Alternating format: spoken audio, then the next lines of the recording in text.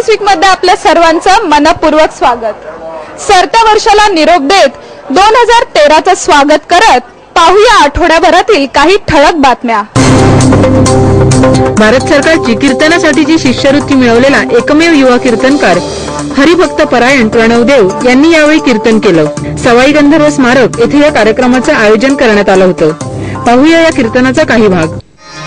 वक्रतुंड महाकाय सूर्यकोटि समप्रभ निर्विघ्नं कुरु मे देव सर्वकार्येषु सर्वदा मूकं करोति वाचालं भूमिं लंघयते गिरिं यत्कृपातमहं वन्दे परमानन्दमाधवम्। मग प्रवचन आणि कीर्तनामध्ये फरक तो हाच आहे की प्रवचन म्हटलं की समोरच्याला पूर्णपणे मक्याचं कणीस असतं की नाही, तर मग मक्याचं कणीस पूर्णपणे खाऊ घालणं म्हणजे प्रवचन आहे। आणि त्यातला एकच दाणा फक्त उचलायचं आणि त्या दाण्याचा पॉपकॉर्न करणं आणि समोरच्याला देणं म्हणजे कीर्तन आहे। पांडुरंग हरी वासुदेव। सांगायचा भाग असा की कीर्तन म्हणजे मनोरंजनातून प्रबोधन। नुसतं प्रबोधन केलं तर कित्येक वेळा माणसं कंटाळतात, म्हणून मनोरंजन आणि त्यातून प्रबोधन ही कीर्तनाची मुख्य पार्श्वभूमी। बालगंधर्व पोलीस चौकी समोर या अभियानाचं उद्घाटन करण्यात आलं। यावेळी पोलीस आयुक्त गुलाबराव पोळ, पोलीस उपायुक्त संजीव कुमार सिंघल, वाहतूक पोलीस उपायुक्त विश्वास पांढरे, ज्येष्ठ व्यंगचित्रकार मंगेश तेंडुलकर आदी मान्यवर उपस्थित होते। शहरात वाहतुकीबाबत जनजागृती करण्यासाठी वाहतूक पोलिसांनी हे अभियान राबवलंय। ज्येष्ठ व्यंगचित्रकार मंगेश तेंडुलकर यांनी वाहतुकीचे प्रबोधन करणारे व्यंगचित्र रेखाटले। या व्यंगचित्रांच्या माध्यमातून जनजागृती केली जाणार आहे।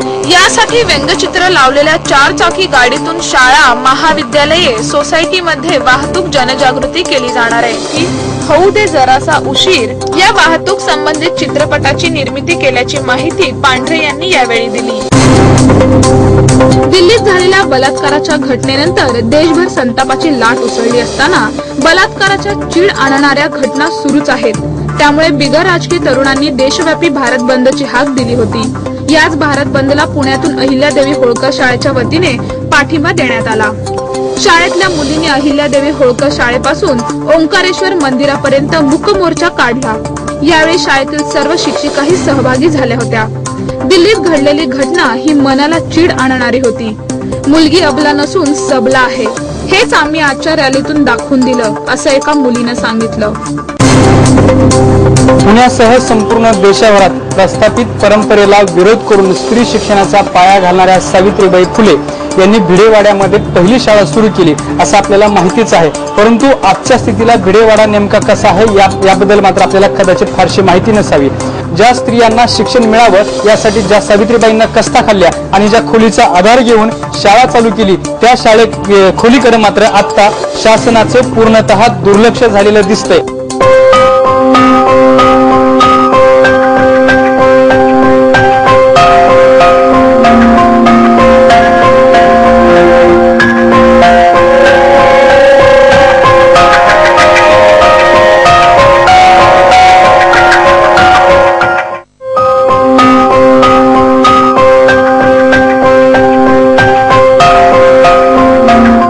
निसर्गाचं सौंदर्य पाहायला एक वेगळीच दृष्टी लागते असं म्हटलं जातं, पण ज्यांना दृष्टीच नाही त्यांचं काय?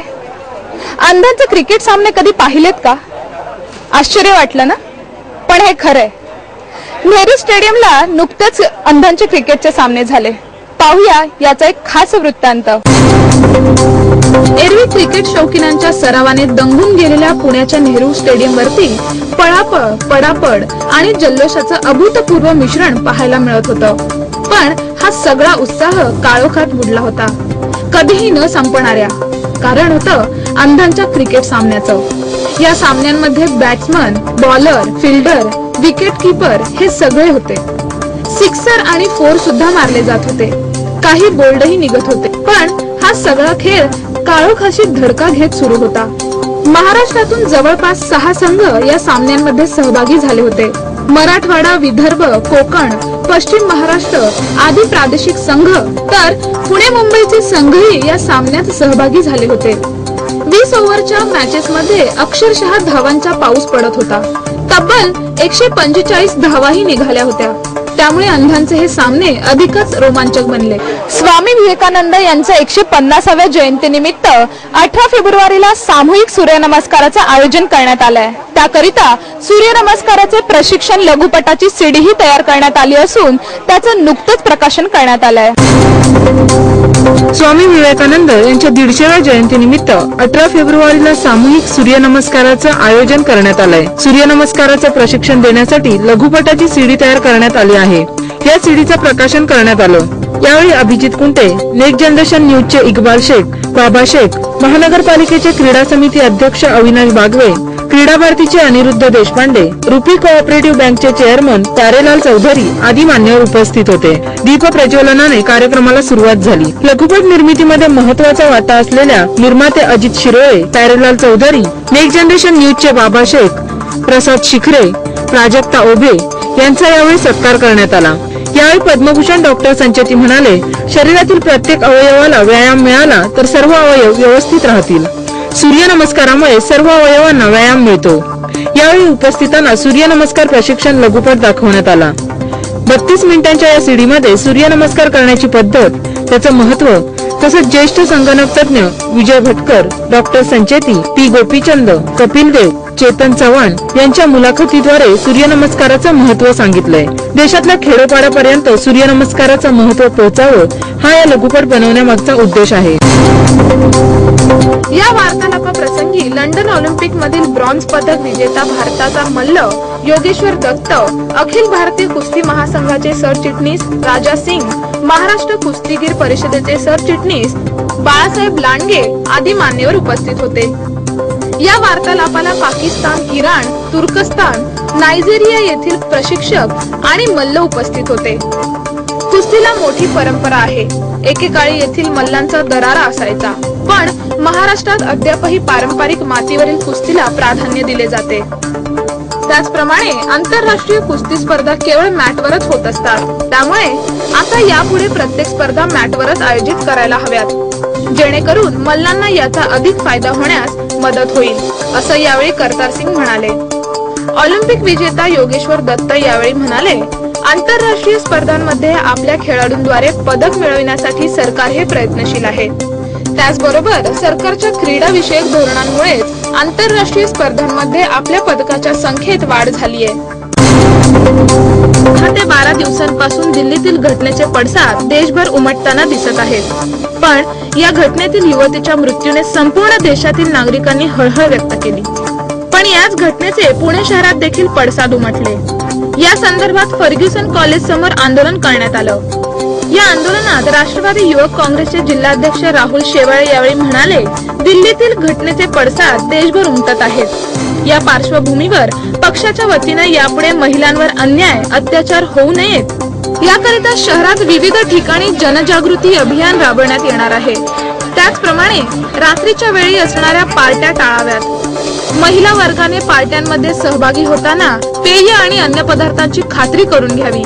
मद्य सेवन करू नये। घराबाहेर पडल्यानंतर प्रवास करतेवेळी वाहनाचा नंबर, ड्रायव्हरचे नाव याची माहिती नातेवाईकांना SMS च्या माध्यमातून कळवावी, असं यावेळी शेवाळ्यांनी सांगितलं। यावेळी राष्ट्रवादी काँग्रेस पक्षाने हेल्पलाईन नंबरही जाहीर केला आहे। पुणे शहर पोलिसांसाठी संपर्क साधण्याकरिता 0201091 तर रेल्वे पोलिसांसाठी संपर्क साधण्याकरिता 9833331111 या दोन्ही क्रमांकावर कोणत्याही प्रकारची माहिती किंवा अनुसूचित प्रकारची घटना कळवण्यात यावी, असं आवाहन करण्यात आलं। पाणी प्रश्नाला सामोरे जावे लागत असल्यामुळे मॉडर्न कॉलेज समोरील पोलीस वसाहतीतील महिलांनी रास्ता रोको आंदोलन केलं। गेल्या वर्षभरापासून कमी दाबाने किंवा अपुरा पाणी पुरवठा, मैला पाण्याची, गटाराची समस्या अशा अनेक समस्यांना सामोरं जावं लागत असल्याचं या आंदोलनातील महिलांनी सांगितलं। समस्या मांडून, तक्रारी सांगून काहीच उपयोग होत नसल्याने हे रास्ता रोको आंदोलन करावं लागलं, अशी माहिती आंदोलनात सहभागी महिलांनी दिली। किमान 2 वेळा पाणी पुरवठा झाला पाहिजे, ड्रेनेज सिस्टीम सुधारली गेली पाहिजे, अशी मागणी आंदोलनात सहभागी महिलेने केली। सध्या पोलीस कर्मचाऱ्यांच्या या वसाहतीला टँकरने पाणी पुरवठा केला जातो, पण गेले 3 दिवस पाणी पुरवठा करण्यात आला नाही। त्यामुळे वसाहतीत राहणाऱ्या पोलीस कर्मचाऱ्यांच्या कुटुंबाला, विशेषतः महिला वर्गाला पाण्याच्या समस्येला सामोरे जावं लागतंय। नववर्षाचं स्वागत म्हटलं की प्रत्येकाची तयारी लागते की कशा प्रकारे नववर्षाचं स्वागत करावं। प्रत्येक जण नवीन वर्ष वेगवेगळ्या पद्धतीने साजरा करण्याचा प्रयत्न करतो, पण याच पार्श्वभूमीवर ब्रावो आणि आनंदवन संस्थेने नॉनस्टॉप ते बालगंधर्व रंगमंदिरापर्यंत नववर्ष कशा प्रकारे साजरं करावं याचं रॅलीच्या माध्यमातून प्रबोधन केलं। यावेळी डॉक्टर अशोक गिरी म्हणाले की 31 डिसेंबर आणि त्यातही नववर्ष साजरं करण्याची आता वेगळीच प्रथा निर्माण झाली आहे। नववर्ष साजरं करताना तरुण पिढी वेगवेगळ्या व्यसनांच्या आहारी जाते। याचसाठी नववर्ष साजरं करताना दारू नको, दूध प्या असा संदेश गिरी यांनी यावेळी दिला। यावेळी तरुण वर्ग मोठ्या संख्येने उपस्थित होता।